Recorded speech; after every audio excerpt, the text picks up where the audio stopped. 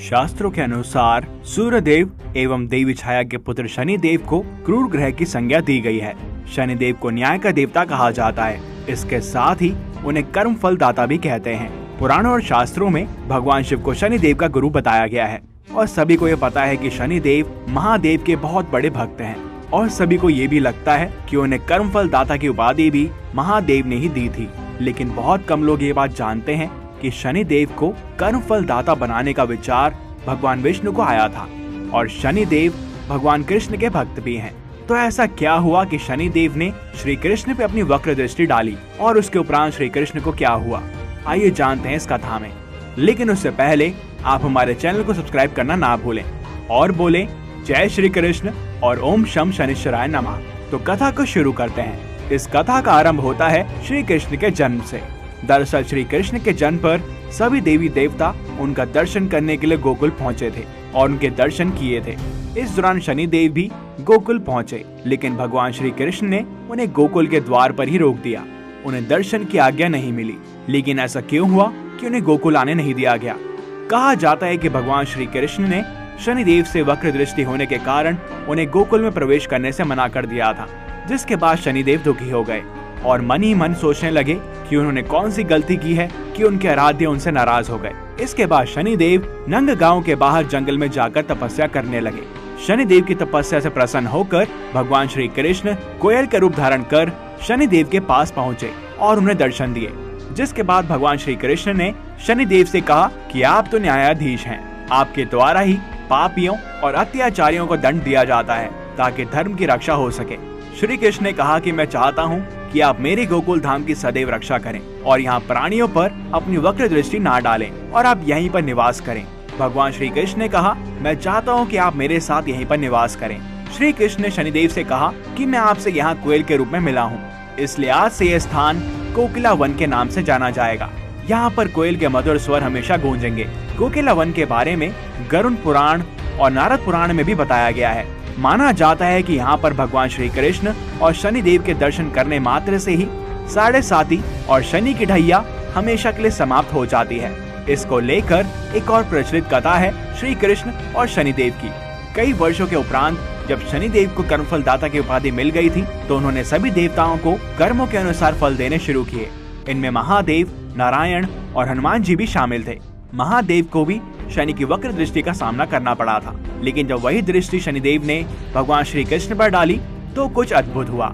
दरअसल शनिदेव ने दृष्टि श्री कृष्ण और राधा दोनों पर ही डाली थी, जिसके बाद भगवान श्री कृष्ण ने शनि की दृष्टि का स्वागत किया। शनिदेव ने जैसे अपनी दृष्टि भगवान श्री कृष्ण पर डाली तो सभी देवी देवता यहाँ तक कि महादेव भी व्यतीत हो गए थे। लेकिन शनिदेव की वक्र दृष्टि का राधा कृष्ण पर विपरीत असर हुआ। पहले जब किसी पर वक्र दृष्टि डलती थी तो बिल्कुल मायूसी और जीवन तहस नहस हो जाता था, लेकिन जैसे ही शनि की दृष्टि श्री कृष्ण पर आई तो उनका तेज और बढ़ गया और चारों ओर हरियाली छा गई और सारा वातावरण सुंदर हो गया। श्री कृष्ण और भी प्रभावशाली हो गए। शनिदेव ये देखकर हैरान हो गए थे। तब श्री कृष्ण ने उन्हें बताया कि ये तो उनकी ही लीला थी। वो संसार को ये दिखाना चाहते थे कि शनिदेव से भयभीत होने की आवश्यकता नहीं है। शनिदेव को सभी एक क्रूर देवता के रूप में देखते थे और श्रीहरि इसी चीज को दूर करना चाहते थे। उन्होंने दर्शाया कि अगर हम अच्छे हों तो शनिदेव की वक्र दृष्टि आपको अच्छे फल देती है। शनि क्रूर नहीं है, बल्कि जिसके भी कर्म क्रूर होंगे उनके लिए वो क्रूर हैं, बाकियों के लिए तो वो संबंधी हैं। एक बार फिर से श्री कृष्ण ने अपनी लीला से संसार को दर्शाया कि कैसे कर्म और धर्म का पालन कर आप इस संसार में वृद्धि पा सकते हैं। यहाँ तक कि क्रूर कहलाए जाने वाले शनिदेव भी आपको दंडित नहीं करेंगे। इसलिए जिसकी भी शनि साढ़े साथी या महादशा या शनि की दैया चल रही हो तो वो श्री कृष्ण की सच्ची श्रद्धा से पूजा करे। निश्चित तौर पर कुछ समाधान मिलेगा। और अपने कर्मों को भी ठीक रखें, क्योंकि शनि की दृष्टि अच्छे कर्म होने पर रंग को भी राजा बना देती है और बुरे कर्म होने पर अच्छे खासे राजाओं को भी तबाह कर देती है। इसलिए अभिमान और द्वेष से दूर रहें और प्रभु की लीला का आनंद लें। शनिदेव की वक्र दृष्टि से श्री कृष्ण के अलावा अगर कोई बच पाया है तो वो है हनुमान जी। जब शनिदेव की दृष्टि बजरंग बली पर पड़ी तो वो श्री राम की पूजा में लीन थे और जब शनिदेव वहाँ पर आए और उन्होंने कहा कि हनुमान जी मैं आपके सर पर बैठने वाला हूँ क्योंकि आपकी 7:30 आरंभ हो रही है, तो हनुमान जी ने कहा कि मैं आपको कैसे रोक सकता हूँ और उन्होंने बोला कि आप मेरे सर पर विराजमान हो जाइए और हनुमान जी ने शनिदेव को सर पर बिठा लिया। एक पर्वत को उठाकर अपने सर पर लाद लिया और इसके नीचे शनिदेव दबने लगे, जिसके उपरांत हनुमान जी ने दूसरा पर्वत और फिर तीसरा पर्वत भी लाद लिया, जिसके बाद शनिदेव दर्द में दब गए और उन्होंने हनुमान जी से विनती की कि इन पहाड़ों को उतार लीजिए, मैं कभी भी आपको परेशान नहीं करूंगा। हनुमान जी ने शनिदेव की बात को अनसुना करते हुए चौथा पर्वत भी लाद लिया, जिसके बाद शनिदेव को और भी ज्यादा पीड़ा होने लगी और उन्होंने कहा कि हे पवन पुत्र, मैं आपके भक्तों पर भी अपना प्रकोप नहीं डालूंगा और जो भी आपकी सच्चे मन से भक्ति करेगा तो मेरे 7.5 का प्रभाव उस पर कम होगा। जिसके बाद हनुमान जी ने उनकी प्रार्थना सुनी और अपने सर पे लदे पर्वतों को उतार दिया।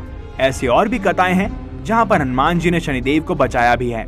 हनुमान जी ने शनिदेव को रावण से बचाया था और जब बजरंगबली ने शनिदेव को रावण से बचाया तो शनिदेव ने अपनी वक्र दृष्टि को रावण पर डाला, जिसके उपरांत सारी लंका तबाह हो गई और रावण का साम्राज्य खत्म। इसलिए कहते हैं कि शनिदेव को प्रसन्न करने के लिए बजरंगबली की सच्चे दिल से आराधना करें और सच्चे हनुमान भक्त जिनका मन साफ होता है उन्हें शनिदेव कभी भी परेशान नहीं करते हैं। शनिदेव ने महादेव पर जब अपनी वक्र दृष्टि डाली तो एक अद्भुत चीज हुई। शनि की दृष्टि महादेव पर 1.25 पहर तक ही थी, तो इस वक्र दृष्टि से बचने के लिए महादेव ने कुछ अनोखा कार्य किया। जब महादेव को पता चला कि शनिदेव उन पर वक्र दृष्टि डालेंगे तो उन्होंने सोचा कि उन्हें कुछ ऐसा कार्य करना होगा कि शनि उन्हें देख ना पाए। तब भगवान शिव कुछ सोचते हुए मृत्यु लोक अर्थात धरती पर प्रकट हुए तथा उन्होंने अपना भेष बदलकर हाथी का रूप धारण कर लिया।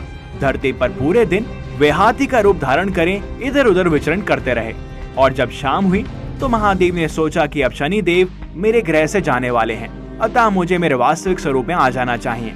भगवान शिव अपना वास्तविक रूप धारण कर कैलाश पर्वत पर लौट गए। जब महादेव शिव प्रसन्न मुद्रा में कैलाश पर्वत पर पहुंचे तो वहां पर पहले से ही मौजूद शनिदेव उनकी प्रतीक्षा कर रहे थे। शनिदेव को देखते ही महादेव बोले, हे शनिदेव, देखो तुम्हारी वक्र दृष्टि का मुझ पर कोई प्रभाव नहीं हुआ तथा आज मैं सारा दिन तुमसे सुरक्षित रहा। भगवान शिव की बातों को सुन शनिदेव मुस्कुराए और बोले, हे प्रभु, मेरी दृष्टि से ना कोई देव बच पाया है और ना ही कोई दानव, यहाँ तक कि आप पर भी आज पूरे दिन मेरी वक्र दृष्टि का प्रभाव रहा। जिसके बाद भगवान शिव ने आश्चर्यचकित होकर शनिदेव से पूछा, आखिर ये कैसे संभव हुआ। इस पर शनिदेव शिव से बोले, प्रभु, मेरी दृष्टि के कारण ही आपको आज सारा दिन देव योनि से पशु योनि में जाना पड़ा और इस प्रकार आप मेरी वक्र दृष्टि के पात्र बने। तो जब रावण जैसा ज्ञानी और यहाँ तक कि खुद महादेव शनिदेव की दृष्टि से नहीं बच पाए तो हम मनुष्य कैसे बचेंगे।